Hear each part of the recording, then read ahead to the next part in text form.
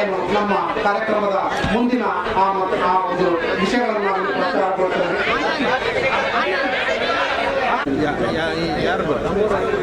ಈಗ ಮೊಟ್ಟ ಮೊದಲಾಗಿ ಅರ್ಜುನ್ ಖಂಡೇಕಿ ಅವರು ಮಾತಾಡಬೇಕಾಗಿ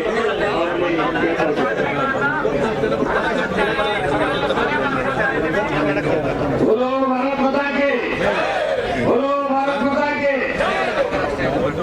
ರಾಜ್ಯದ ಬೇರೆ ಬೇರೆ ನಾವು ಪ್ರಾರಂಭಿಸ್ತಾ ಇದ್ದೇವೆ. ಬಹುಶಃ ನಮ್ಮ 1.5 ವರ್ಷಗಳ ಹೋರಾಟದಲ್ಲಿ ಯಾವ ರಾಜಕೀಯ ವ್ಯಕ್ತಿ ಕೂಡ ನಮ್ಮೊಡನೆ ನಮ್ಮ ಸಂಘಟನೆಯೊಡನೆ ಗುರುತಿಸಿಕೊಳ್ಳಿಲ್ಲ. ಆದ್ರೆ ಮಾನ್ಯ ಐವನ್ ಡಿಸೋಜ ಸರ್ ಅವರು ಒಬ್ಬ ರಾಜಕಾರಣಿಯಾಗಿ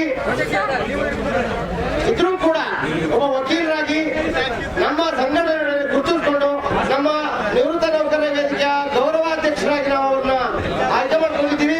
ಅವ್ರು ನಮ್ಮನ್ನ ಸಹಕರಿಸಿದ್ದಾರೆ. ಅವ್ರು ಒಮ್ಮೆ ಎಲ್ಲರೂ ಜಯಕಾರ ಹಾಕೋಣ.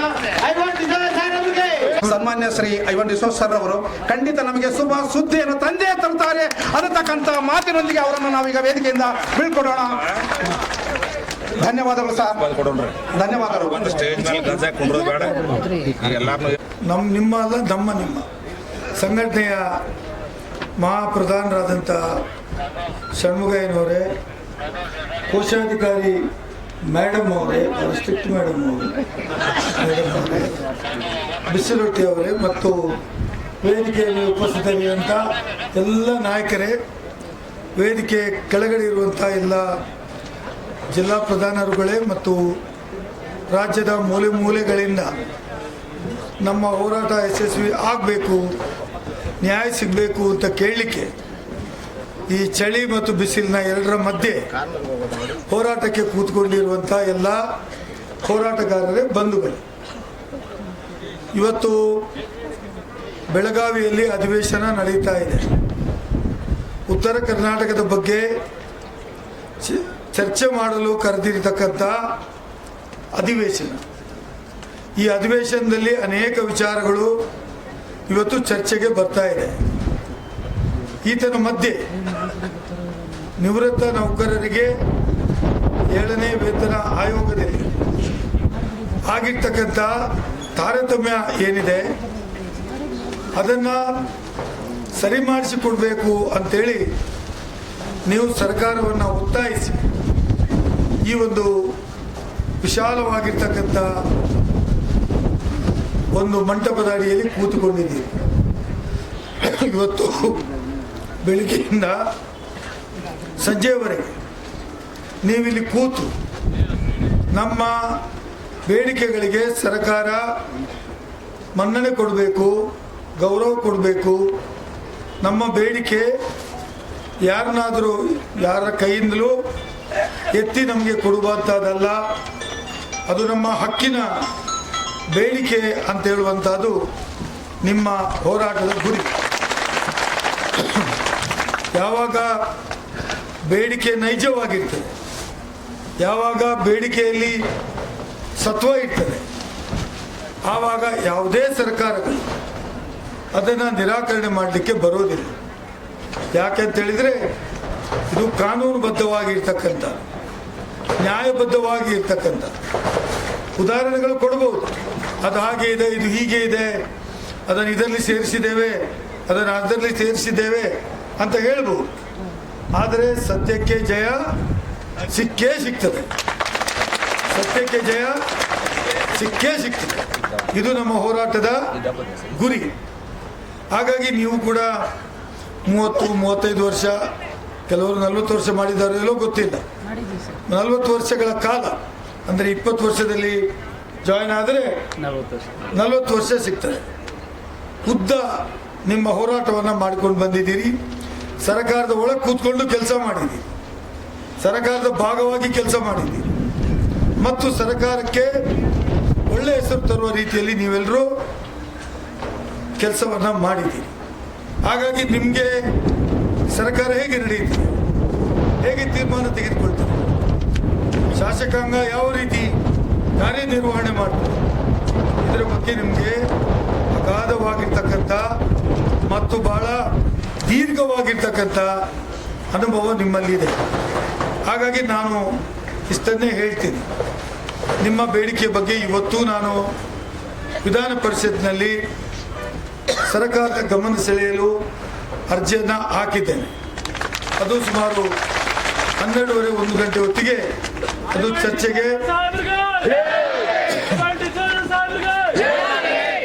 ಚರ್ಚೆಗೆ ಬರ್ಬೋದು. ಚರ್ಚೆಗೆ ಬಂದಾಗ ನಾನು ನಿಮ್ಮ ವಿಚಾರವನ್ನು ಇವತ್ತು ವಿಧಾನ ಪರಿಷತ್ನಲ್ಲಿ ಇವತ್ತು ಮನ್ನಣೆ ಮಾಡ್ತೀನಿ. ಹಾಗಾಗಿ ನಿಮ್ಮ ಧ್ವನಿ ಆ ವಿಧಾನ ಪರಿಷತ್ತಲ್ಲಿಯೂ ವಿಧಾನ ಮಂಡಲಗಳಲ್ಲಿಯೂ ಕೇಳುವ ರೀತಿಯಲ್ಲಿ ನಾನು ಇವತ್ತು ವಿಚಾರವನ್ನು ಎತ್ತಿ ರಾಜ್ಯದ ಅಧಿಕಾರಿಗಳು ನಿಮ್ಮಲ್ಲಿ ಬಂದು ನಿಮ್ಮ ಬೇಡಿಕೆಯನ್ನು ಕೇಳಿ ಸರ್ಕಾರಕ್ಕೆ ಅದು ಮನದಟ್ಟು ಮಾಡುವ ಹಾಗೆ ಮಾಡಬೇಕು ಅಂತ ಹೇಳುವಂಥದ್ದನ್ನು ನಾನು ಇವತ್ತು ಶಾಸನ ಸಭೆಯಲ್ಲಿ ಈ ವಿಷಯವನ್ನು ಪ್ರಸ್ತಾಪ ಮಾಡ್ತೇನೆ. ಅದು ಒಂದು ವಿಚಾರ. ಎರಡನೇ ವಿಚಾರ, ಈಗಾಗಲೇ ನಾವು ಭಾಳಷ್ಟು ಒತ್ತಡಗಳನ್ನು ಹೋರಾಟಗಳನ್ನು ಸರ್ಕಾರದ ಗಮನಕ್ಕೆ ತರುವ ರೀತಿಯಲ್ಲಿ ಕೆಲಸವನ್ನು ಮಾಡಿದ್ದೀವಿ. ಹಾಗಾಗಿ ಮುಂದಿನ ದಿನಗಳಲ್ಲಿ ಇದಕ್ಕೆ ಒಂದು ಒಳ್ಳೆಯ ಸಂತೋಷದ ಸುದ್ದಿ ಬರಬಹುದು, ನಿಮ್ಮ ಹೋರಾಟಕ್ಕೆ ಜಯ ಆಗಬಹುದು ಅಂತ ಹೇಳುವ ನಿರೀಕ್ಷೆಯನ್ನು ನಾವು ಇಟ್ಕೊಂಡಿದ್ದೇವೆ. ಈಗಾಗಲೇ ರಾಜ್ಯ ಸರ್ಕಾರಕ್ಕೆ ನಾವು ಮನದಟ್ಟು ಮಾಡಲು ಏನೆಲ್ಲ ವಿಧಾನಗಳಿದೆ ಆ ವಿಧಾನಗಳ ಮೂಲಕ ಈಗಾಗಲೇ ಸರ್ಕಾರಕ್ಕೆ ನಾವು ತಿಳಿಸಿದ್ದೇವೆ. ಇನ್ನೂ ಕೂಡ ನಿಮ್ಮ ಪರವಾದಂಥ ಹೋರಾಟ, ನಾನೊಬ್ಬ ಶಾಸಕನಾಗಿ ನಾನೊಬ್ಬ ಹೋರಾಟಗಾರನಾಗಿ ನನ್ನ ರಾಜಕೀಯ ಜೀವನನೇ ಹೆಚ್ಚು ಕಡಿಮೆ ವಿದ್ಯಾರ್ಥಿ ಜೀವನದಿಂದ ಪ್ರಾರಂಭಗೊಂಡು ಇವತ್ತಿನ ದಿನದವರೆಗೂ ಸಮಾಜದಲ್ಲಿ ಯಾರ್ದು ಧ್ವನಿ ಎಲ್ಲಿವರೆಗೆ ಮುಟ್ಟೋದಿಲ್ಲ, ಕೇಳೋದಿಲ್ಲ, ಯಾರಿಗೆ ಧ್ವನಿಯನ್ನು ಮುಟ್ಟಿಸುವಂಥ ಶಕ್ತಿ ಇಲ್ಲ, ಅವರ ಪರವಾಗಿಯೇ ಹೋರಾಟ ಮಾಡಿಕೊಂಡು ಬಂದಂಥ ನನ್ನ ಚರಿತ್ರೆ. ಹಾಗಾಗಿ ನಾನು ನಿಮ್ಮ ಪರವಾಗಿ ಕೂಡ ಷಣ್ಮುಗಯ್ಯನವರು ನನ್ನನ್ನು ಯಾಕೆ ಗೌರವ ಅಧ್ಯಕ್ಷರನ್ನಾಗಿ ಸೇರಿಸ್ತೀನಿ ನಿಮ್ಮ ಜೊತೆಯಲ್ಲಿ ಅಂದೆ, ನಮ್ಮನ್ನೆಲ್ಲ ಶಾಸಕರನ್ನು ದೂರ ಇಡಿ ಅಂತ ಹೇಳಿದೆ. ಆದರೂ ಅವರು ನನ್ನನ್ನು ಲೆಟರ್ ಹೆಡಲ್ಲಿ ಅವ್ರಿಗೊಂದು ಹೆಸರು ಬೇಕಿತ್ತು, ನನ್ನ ಐವನ್ ಡಿಸೋಜ ಅಂತ. ಅದನ್ನು ಸೇರಿಸಿಕೊಂಡು ಅವರು ನನ್ನನ್ನು ಕೂಡ ನಿಮ್ಮ ಹತ್ತಿರಕ್ಕೆ ತರುವ ಒಂದು ಪ್ರಯತ್ನವನ್ನು ಮಾಡಿದ್ದಾರೆ. ನಾನು ಕೂಡ ಅಷ್ಟೇ ಸಂತೋಷದಿಂದ ನಿಮ್ಮ ಏನು ಮನಸ್ಸಿದೆ, ನಿಮ್ಮ ಬೇಡಿಕೆ ಇದೆ, ನಿಮ್ಮ ಜೊತೆ ನಿವೃತ್ತ ಶಿಕ್ಷಕರ, ನಿವೃತ್ತ ಸರ್ಕಾರಿ ನೌಕರರ, ನಿವೃತ್ತ ಪೊಲೀಸ್ ಅಧಿಕಾರಿಗಳ, ನಿವೃತ್ತ ಕಂದಾಯ ಅಧಿಕಾರಿಗಳ, ಎಲ್ಲ ನಿವೃತ್ತರೇ ಅವರ ಜೊತೆ ಕೆಲಸ ಮಾಡುವುದು ನನಗೂ ಒಂದು ಸಂತೋಷದ ಸಂದರ್ಭ ಅಂತ ಭಾವಿಸಿ ನಾನು ಕೂಡ ಅದನ್ನು ಆ ಅವಕಾಶವನ್ನು ಸ್ವೀಕಾರ ಮಾಡಿದ್ದೇನೆ ಅಂತ ನಾನು ನಿಮ್ಗೆ ಹೇಳಲಿಕ್ಕೆ ಬಯಸ್ತಾ ಇದ್ದೇನೆ. ನಾನು ವಿಧಾನ ಪರಿಷತ್ತಿಗೆ 11 ಗಂಟೆಗೆ ಮುಟ್ಟಲೇಬೇಕು. ಇವತ್ತು ನಂದು ಚುಕ್ಕೆ ಗುರುತಿನ ಪ್ರಶ್ನೆಗಳಿಲ್ಲ, ನಾನಲ್ಲಿ ಮಾತಾಡಬೇಕಾದ ಅನಿವಾರ್ಯತೆ ಇದೆ. ಅದೇ ರೀತಿ ನಿಮ್ಮ ವಿಚಾರ ಕೂಡ ಅದು ಶೂನ್ಯ ವೇಳೆಯಲ್ಲಿ ಗಮನ ಸೆಳೆಯುವಂಥದ್ದು ಬರ್ತಾ ಇದೆ, ಅದಕ್ಕೂ ನಾನು ಅಲ್ಲಿ ಇರಬೇಕು. ಹಾಗೆ ನಾನು ನಿಮ್ಮ ಎಲ್ಲರ ಹೋರಾಟ ಜಯವಾಗಲಿ. ನಿಮ್ಮ ಟೆಂಟ್ ನೋಡಿದರೆ ಇನ್ನೂ ಒಂದು 500-600 ಮಂದಿ ಬರಲಿಕ್ಕಿದ್ದಾರೆ. ಮತ್ತು ಯಾರೆಲ್ಲ ಬೇಗ ಬಂದಿದ್ದಾರೆ ಅವರು ನೆರಳಿಗೆ ಕೂತಿದ್ದಾರೆ. ಲೇಟ್ ಬಂದವರ ಗತಿ ಏನು ಅಂತ ನಾನು ಆಲೋಚನೆ ಮಾಡ್ತಾ ಇದ್ದೇನೆ. ಅವರು ಬಿಸಿಲಿಗೆ ಇರಬೇಕಲ್ಲ ಅಂತ ನನ್ನ ಆಲೋಚನೆ. ನಾನು ಸರ್ಕಾರಕ್ಕೆ ಅಭಿನಂದನೆ ಹೇಳಬೇಕು. ಇಷ್ಟೊಂದು ದೊಡ್ಡ ವ್ಯವಸ್ಥೆಯನ್ನು ಸರ್ಕಾರ ಮಾಡಿಕೊಟ್ಟಿದೆ. ಯಾಕೆಂದರೆ ನಿಮ್ಮ ಹಕ್ಕನ್ನು ನೀವು ಕೇಳುವಂಥದ್ದು, ದೂರದ ಊರಿನಿಂದ ಬರ್ತೀರಿ, ಇಲ್ಲಿ ಏನೂ ವ್ಯವಸ್ಥೆ ಇಲ್ಲ ಅಂದರೆ ಅದು ಸರ್ಕಾರಕ್ಕೂ ಒಂದು ಥರದ ತೊಂದರೆ ಆಗ್ತದೆ ಅಂತ ಹೇಳುವುದನ್ನು ಗಮನಿಸಿ ಸರ್ಕಾರ ಹಲವಾರು ವರ್ಷಗಳಿಂದ ಈ ಒಂದು ಒಳ್ಳೆಯ ಪದ್ಧತಿಯನ್ನು ಜಾರಿಗೆ ತಂದಿದೆ. ಇದರಿಂದ ನಿಮಗೆ ನಮಗೆ ಒಂದು ಅವಕಾಶ ಆಗಿದೆ ಅಂತ ಹೇಳುವ ಮಾತನ್ನು ಹೇಳಿ ನಾನು ಮತ್ತೊಮ್ಮೆ ನಿಮ್ಮ ಹೋರಾಟಕ್ಕೆ ಜಯವಾಗಲಿ. ನಿಮ್ಮ ವಿಚಾರಗಳು ಖಂಡಿತವಾಗಿ ಮುಟ್ಟಬೇಕಾಗಲಿ. ನಾವು ಕೂಡ ನಿಮ್ಮ ಜೊತೆ ಸೇರಿ ಮುಟ್ಟಿಸುವಂಥ ಪ್ರಯತ್ನವನ್ನು ಮಾಡ್ತೇವೆ ಅಂತ ಮಾತನ್ನು ಹೇಳಿ ನಿಮಗೆ ಶುಭ ಕೋರಿ ನಾನು ಮಾತನ್ನು ಮುಗಿಸ್ತೇನೆ. ಎಲ್ಲರಿಗೆ ಶುಭವಾಗಲಿ. ಮತ್ತೆ ಬರೋರಿದ್ದಾರೆ, ಆದರೂ ನಮ್ಮ ವೇದಿಕೆಗೆ ಬಂದ ಮೇಲೆ ಅವರು ನಾವು ಗೌರವವನ್ನು ಸಮರ್ಪಿಸೋದು ನಮ್ಮ ಕರ್ತವ್ಯ ಅಂತ ಭಾವಿಸ್ತಾ ಈ ಸಂದರ್ಭದಲ್ಲಿ ಗೌರವವನ್ನು ಅರ್ಪಿಸ್ತಾ ಇದ್ದೇವೆ. ಮತ್ತೆ ಸಂಜೆ ಅವರು ಮತ್ತೊಮ್ಮೆ ನಮ್ಮನ್ನ ಭೇಟಿ ಮಾಡಿದ್ದಾರೆ, ಸರ್ಕಾರದ ಜೊತೆ ಮಾತನಾಡಿ ಅದರ ಪರಿಸ್ಥಿತಿಯನ್ನು ಕೂಡ ನಮಗೆ ಇವತ್ತು ನೀಡಿದ್ದಾರೆ ಅನ್ನೋ ನಂಬಿಕೆಯಿಂದ ಅವರನ್ನು ನಾವು ಅತ್ಯಂತ ಪ್ರೀತಿಪೂರ್ವಕವಾಗಿ ಅಭಿನಂದಿಸ್ತಾ ಇದ್ದೇವೆ. ಕರ್ನಾಟಕ ನಿವೃತ್ತ ನೌಕರ ವೇದಿಕೆ ಎಲ್ಲ ಸದಸ್ಯರ ಪರವಾಗಿ, ಎಲ್ಲ ಅಧಿಕಾರಿಗಳ, ಎಲ್ಲ ಸಂಚಾಲಕರ ಪರವಾಗಿ ಮಾನ್ಯ ಐವನ್ ಡಿಸೈನ್ ಸರ್ ಅವರಿಗೆ ಅಭಿನಂದನೆ ಸಲ್ಲಿಸ್ತಾ ಇದ್ದೇವೆ. ಧನ್ಯವಾದಗಳು ಸರ್.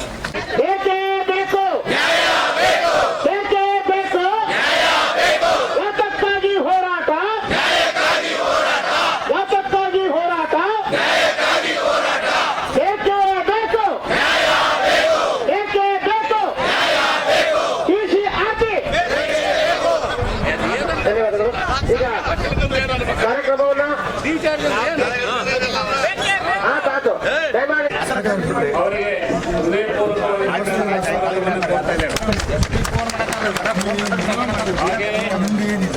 ನಮ್ಮ ವೇದಿಕೆಯ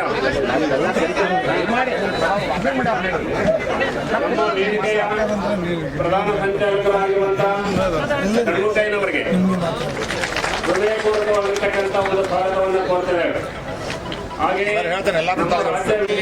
ವೈಸಳರಾಳಿದ ನಾಡೆ ಡಂಕಣ ಜಕಣರ ನೆಚ್ಚಿನ ಬೀಡೆ ಕೃಷ್ಣ ಶರಾವತಿ ದುಂಗ ಕಾವೇರಿಯವರ ರಂಗ ಚೈತನ್ಯ ಪರಮಹಂಸ ವಿವೇಕರ ಭಾರತ ಜನನಿಯ ತನುಜಾತೆ ಸರ್ವ ಜನಾಂಗದ ಶಾಂತಿಯ ತೋಟ ರಸಿಕರ ಕಂಗಳ ಸೆಳೆಯುವ ನೋಟ ಹಿಂದೂ ಕ್ರೈಸ್ತ ಮುಸಲ್ಮಾನ ಪಾರಸೀಕ ಜೈನರುದ್ಯಾನ ಜನಗಣ ಹೋಲುವ ದೊರೆಗಳ ಧಾಮ ಗಾಯಕ ವೈನಿಕರ ರಾಮ ಕನ್ನಡ ನುಡಿ ಕೊಣಿದಾಡುವ ದೇಹ ಕನ್ನಡ ತಾಯಿಯ ಮಕ್ಕಳ ದೇಹ ಭಾರತ ಜನನಿಯ ತನುಜಾತೆ ಜಯ ಚಂದದ ಹೊನ್ನಿನ ಗಣಿಯೇ ರಾಘವ ಮಧುಸೂದನ ಅವತರಿಸಿದ ಭಾರತ ಜನನಿಯ ತನುಜಾತೆ ಜನನಿಯ ಗೋಕುಲ ವೇಗದ ಘೋಷ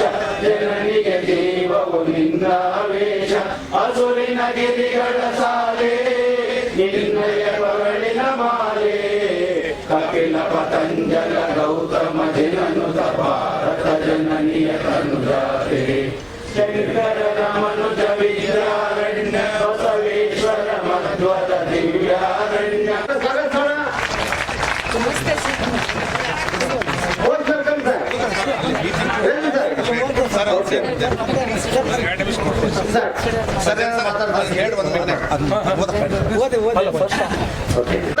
ರೇಂಜು ಸರ್ ಅವರಿಗೆ ಮನವಿಯನ್ನು ಅರ್ಪಿಸಲಾಗುತ್ತೆ.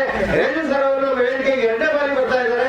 ಕಳೆದ ಬಾರಿ ನಾವು Bengaluru people's park freedom park ಮಾಡಿದಾಗ ಅವರು ಬಂದು ಹೋಗಿದ್ರು. ಸನ್ಮಾನ್ಯ ಮುಖ್ಯಮಂತ್ರಿಗಳಿಗೆ ನಾವುಗಳು ನಮ್ಮ ಆರ್ಥಿಕ ಇಲಾಖೆಯ ಜನಪ್ರಿಯ, ದಕ್ಷ, ಕ್ರಿಯಾಶೀಲ, ಜನಾನುರಾಗಿ, ನೌಕರ ಸ್ನೇಹಿ ಆಗಿರ್ತಕ್ಕಂಥ ಒಬ್ಬ ಜನಪ್ರಿಯ ಅಧಿಕಾರಿಗಳು ಸನ್ಮಾನ್ಯ ಶ್ರೀ ರೇಜು ಸಾಹೇಬರು ಇವತ್ತು ನಮ್ಮ ಈ ಹೋರಾಟ ಸತ್ಯಾಗ್ರಹ ಜಾಗಕ್ಕೆ ಆಗಮಿಸಿದ್ದಾರೆ. ಅವರನ್ನ ಸಮಸ್ತ 26,000 ನಿವೃತ್ತ ನೌಕರ ಮತ್ತು ಅಧಿಕಾರಿಗಳು ಅವರ ಕುಟುಂಬದವರ ವತಿಯಿಂದ ಅತ್ಯಂತ ಆತ್ಮೀಯವಾಗಿ, ಹೃದಯ ಸ್ಪರ್ಶಿಯಾಗಿ ಹರ್ಷ ಆಲೋಚಿಸಿಕೊಳ್ಳೋಣ. ಜೋರಾದ ಚಪ್ಪಾಳೆ ಕರ್ತಾಡೋಣ.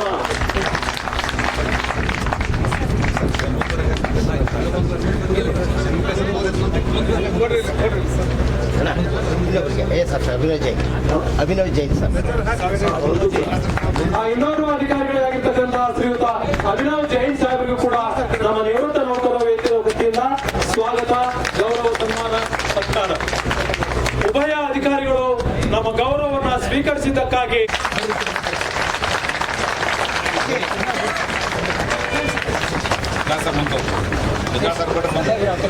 ಕರ್ನಾಟಕ ನಿವೃತ್ತ ನೌಕರರ ವೇದಿಕೆಗೆ, ಕರ್ನಾಟಕ ನಿವೃತ್ತ ನೌಕರರಿಗೆ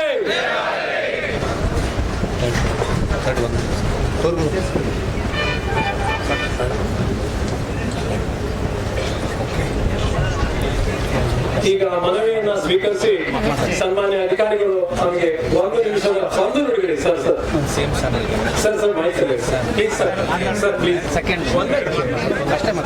ಈಗ ನಾನು ಇದು ಈ ಮನವಿಗೆ ಈಗ ಏನು ನಮಗೆ ಕೊಡ್ತಾರೋ ಅದನ್ನು CM ಸಾಹೇಬರ ಗಮನಕ್ಕೆ ತರ್ತೀವಿ. ಅದು CM ಸಾಹೇಬರ ಮೀಟಿಂಗ್ ಅಲ್ಲಿ ಹೇಳ್ತೀವಿ. ಅದರಲ್ಲಿ CM ಸಾಹೇಬರಿಗೆ ಒಂದು ಫೈಲ್ ಅಲ್ಲಿ ಕೂಡ ಪ್ರಾಸೆಸ್ ಮಾಡ್ತೀವಿ. ಇನ್ಫ್ಯಾಕ್ಟ್ ಇವರೆಲ್ಲರೂ ಕೂಡ ವಿಧಾನಸೌಧದಲ್ಲಿ ಸುಮಾರು ಬಾರಿ ನಾವು ಮಾತಾಡಿದೆ, ಅವ್ರು ನಮ್ಮ ಆಫೀಸಲ್ಲಿ ಕೂಡ ಚರ್ಚೆ ಮಾಡಿದ್ದೇವೆ. ತಮಗೆ ಗೊತ್ತಿರುವಾಗಿ ಇದು ಫೈಲಲ್ಲಿ ಕೂಡ ಪ್ರೋಸೆಸ್ ಆಗಿದ್ದು, ಆದರೂ ಈಗ ತಮ್ಮ ಹೊಸ ಮನವಿ ಪ್ರಕಾರ ನಾವು ಹೊಸದಾಗಿ ನಾವು ಪುನಃ ಫೈಲಲ್ಲಿ ಸಬ್ಮಿಟ್ ಮಾಡಿ ಮಾನ್ಯ CM ಸಾಹೇಬರಿಗೆ ಆದೇಶ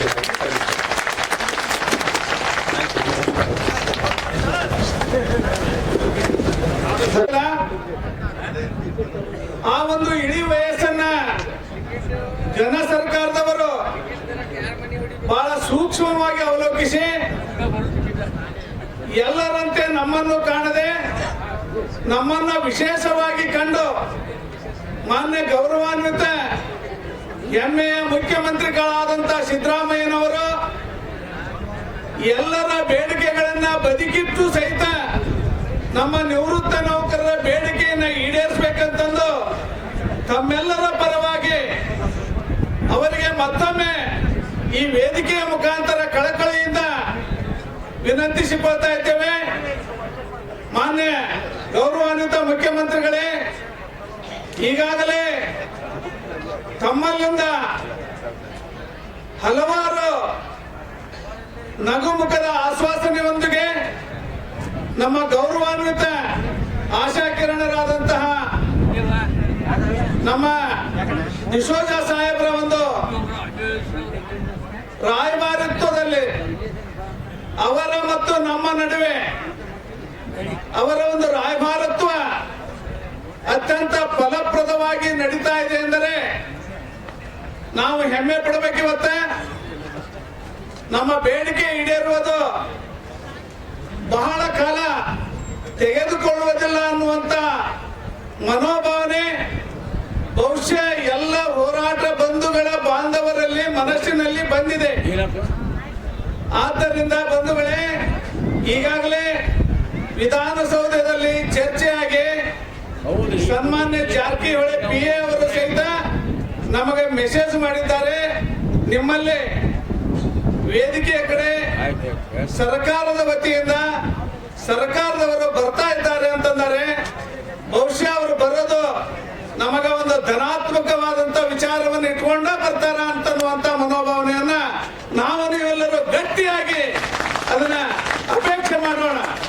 ಈ ಒಂದು ಆಮೇಲೆ ಪತ್ರಿಕಾ ಮಾಧ್ಯಮದವರಿಗೂ ಹಾಗೆ ಪೊಲೀಸ್ ಒಂದು ವೃಂದದವರಿಗೂ ಸಹಿತನು ಆತ್ಮೀಯ ಒಂದು ಸ್ವಾಗತವನ್ನು ಕೋರ್ತಾ ಇದ್ದೇನೆ. ಈ ರೀತಿ ಎಲ್ಲ ಒಂದು ವರ್ಗದವರಿಗೂ ಸಹಿತನು ಮತ್ತೊಮ್ಮೆ ಮಗದೊಮ್ಮೆ ಹೃದಯಪೂರ್ವಕವಾಗಿರ್ತಕ್ಕಂಥ ಸ್ವಾಗತವನ್ನು ಕೋರ್ತಾ ಸ್ವಾಗತ ಒಂದು ನಾನು MPM ಷಣ್ಮುಖಯ್ಯ, ಕರ್ನಾಟಕ ನಿವೃತ್ತ ನೌಕರ ವೇದಿಕೆಯ ಪ್ರಧಾನ ಸಂಚಾಲಕರು. ಇವತ್ತು ನಾವು ಕರೆ ಕೊಟ್ಟಂತೆ 1,000 ಜನ ನಿವೃತ್ತ ನೌಕರರು ಬೆಳಗಾವಿ ಅಧಿವೇಶನದಲ್ಲಿ ಧರಣಿಯಲ್ಲಿ ಪಾಲ್ಗೊಳ್ಬೇಕು ಅಂತ ಕೊಟ್ಟಿದ್ವಿ. ಅದರ 4ರಷ್ಟು ನೀವೆಲ್ಲ ಬಂದ್ಬಿಟ್ಟು ನಮ್ಮ ಕರೆಗೆ ಹೋಗೊಟ್ಟು ಶಾಂತ ರೀತಿಯಿಂದ ಈ ಧರಣಿ ಕಾರ್ಯಕ್ರಮವನ್ನು ಯಶಸ್ವಿ ಮಾಡಿದ್ದಕ್ಕೆ ನಮ್ಮೆಲ್ಲ ತಂಡದ ಪರವಾಗಿ ನಾನು ತಮ್ಮನ್ನು ಅಭಿನಂದಿಸ್ತಾ ಇದ್ದೇನೆ. ಜೊತೆಯಲ್ಲಿ ಈಗ ತಾನೇ ನಮ್ಮ ಹಣಕಾಸು ಇಲಾಖೆಯ ಕಾರ್ಯದರ್ಶಿಗಳಾಗಿರ್ತಕ್ಕಂಥ ಶ್ರೀ ರೇಜು ಸಾರ್ ಅವರು ಬಂದ್ಬಿಟ್ಟು ನಮ್ಮ ಅಹವಾಲನ್ನು ಕೇಳಿ ಆ ಮನವಿಯನ್ನು ಸ್ವೀಕರಿಸಿ ಮಾನ್ಯ ಮುಖ್ಯಮಂತ್ರಿಗಳ ಜೊತೆ ಈ ತಕ್ಷಣದಲ್ಲೇ ಚರ್ಚೆ ಮಾಡಿಬಿಟ್ಟು ನಿಮಗೆ ಹೊಸದಾಗಿ ಫೈಲನ್ನು ಮಾಡಿಬಿಟ್ಟು ಅದನ್ನು ಮಾನ್ಯ ಮುಖ್ಯಮಂತ್ರಿಗಳಿಗೆ ಸಲ್ಲಿಸ್ತೀನಿ, ನಿಮಗೆ ಅನುಕೂಲವಾಗೋ ರೀತಿಯಲ್ಲಿ ನಾನು ನಡ್ಕೊಳ್ತೇನೆ ಅಂತಕ್ಕಂಥ ಮಾತನ್ನು ವಿಶ್ವಾಸಪೂರ್ವಕವಾದ ಮಾತನಾಡಿದ್ದಾರೆ. ಆ ನಿಟ್ಟಿನಲ್ಲಿ ಕರ್ನಾಟಕ ಸರ್ಕಾರಕ್ಕೂ ಮಾನ್ಯ ಮುಖ್ಯಮಂತ್ರಿಗಳಿಗೂ ಮತ್ತು ಅಧಿಕಾರಿ ವರ್ಗದವ್ರಿಗೂ ಸಹ ನಮ್ಮ ವೇದಿಕೆ ಪರವಾಗಿ ಅಭಿನಂದನೆಗಳನ್ನು ಸಲ್ಲಿಸ್ತಾ ಇದ್ದೀನಿ. ಎಲ್ಲರೂ ಸಹ ಇದೇ ರೀತಿ ಮುಂದಿನ ದಿನಗಳಲ್ಲಿ ಸಹಕಾರವನ್ನು ನೀಡಬೇಕು. ಮಾನ್ಯ ಮುಖ್ಯ ಕಾರ್ಯದರ್ಶಿಯವರು ಮುಖ್ಯಮಂತ್ರಿಗಳು ಈಗಾಗಲೇ ನಮ್ಮ ಒಂದು ಆರ್ಥಿಕ ನಷ್ಟವನ್ನು ಕೊಡುವ ನಿಟ್ಟಿನಲ್ಲಿ ಒಂದು ಉತ್ತಮವಾದ ದೃಷ್ಟಿಯನ್ನು ನಮ್ಮ ಬಗ್ಗೆ ಹರಿಸಿದ್ದಾರೆ. ಅವ್ರು ಹೇಳಿದ್ದಾರೆ, ನಾವು ಮುಂದಿನ ಬಜೆಟ್ನಲ್ಲಿ ಖಂಡಿತವಾಗಿ ಇದನ್ನು ನಿಮಗೆ ಸೇರಿಸ್ಬಿಟ್ಟು ಕೊಡ್ತಕ್ಕಂಥ ಒಂದು ವ್ಯವಸ್ಥೆಯನ್ನು ಮಾಡ್ತೀವಿ ಅಂತಕ್ಕಂಥ ಒಂದು ಮಾತನ್ನು ಹೇಳಿದ್ದಾರೆ. ಆ ನಿಟ್ಟಿನಲ್ಲಿ ನಾವೇನು ಇವತ್ತು ಆರ್ಥಿಕ ನಷ್ಟವನ್ನು ಹೊಂದಿದ್ದೀವಿ, ಆ ನಷ್ಟವನ್ನು ನಾವು ಪಡಿತೀವಿ ಅಂತಕ್ಕಂಥ ಒಂದು ವಿಶ್ವಾಸವನ್ನು ತಮ್ಮೆಲ್ಲರಿಗೂ ನಾನು ಹೇಳಲಿಕ್ಕೆ ಇಷ್ಟಪಡ್ತಾ ಇದ್ದೀನಿ.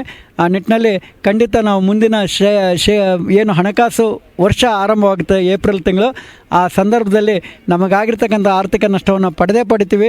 ಆ ವಿಶ್ವಾಸವನ್ನು ನಾನು ತಮ್ಮೆಲ್ಲರಿಗೂ ಹೇಳ್ತಾ ಇವತ್ತಿನ ಸಭೆಗೆ ಭಾಗವಹಿಸಿದವರಿಗೆ ಧನ್ಯವಾದಗಳನ್ನು ಹೇಳಿಬಿಟ್ಟು ನನ್ನ ಈ ಮಾತುಗಳನ್ನು ಉದಯ ಎಕ್ಸ್ಪ್ರೆಸ್ ಚಾನಲ್ನವ್ರಿಗೂ ಸಹ ನಾನು ಧನ್ಯವಾದಗಳನ್ನು ಹೇಳ್ತೇನೆ. ಯಾಕಂದರೆ ಯಾವುದೇ ರೀತಿಯ ಒಂದು ಫಲಾಪೇಕ್ಷೆ ಇಲ್ಲದೆ ಸ್ವತಃ ಅವರೇ ನಮ್ಮ ಹೋರಾಟವನ್ನು ನೋಡಿಬಿಟ್ಟು ಹೋರಾಟ ಆರಂಭದಿಂದ ಇಂದಿನವರೆಗೂ ಸಂಗ್ರಹಣೆ ಮಾಡಿ ಅವರು ತಮ್ಮೆಲ್ಲರಿಗೂ ತಿಳಿಸ್ತಕ್ಕಂಥ ಒಂದು ಸೂಚನೆಯನ್ನು ಕೊಡ್ತಾ ಇದ್ದಾರೆ. ದಯವಿಟ್ಟು ನಮ್ಮ ನಿವೃತ್ತ ನೌಕರರು ತಮ್ಮ ಬಂಧುಗಳು ಸ್ನೇಹಿತರಿಗೆ ಹೇಳಿ ಈ ಉದಯ ಎಕ್ಸ್ಪ್ರೆಸ್ ಅಂತಕ್ಕಂಥ ಒಂದು ಚಾನಲ್ಗೆ ಯೂಟ್ಯೂಬ್ನಲ್ಲಿ ಪಡೆದುಕೊಳ್ಳೋದ್ರ ಮೂಲಕ ಅದಕ್ಕೆ ಸಬ್ಸ್ಕ್ರೈಬ್ ಆಗಿ ಲೈಕನ್ನು ತೋರಿಸ್ರಿ. ನಮ್ಮ ಎಲ್ಲ ಘಟನೆಗಳನ್ನು ನೀವು ಅದರಲ್ಲಿ ನೇರವಾಗಿ ವೀಕ್ಷಣೆ ಮಾಡ್ಬೋದು ಅಂತಕ್ಕಂಥ ಮಾತನ್ನು ಹೇಳ್ತಾ ಇದ್ದೇನೆ. ಧನ್ಯವಾದಗಳು.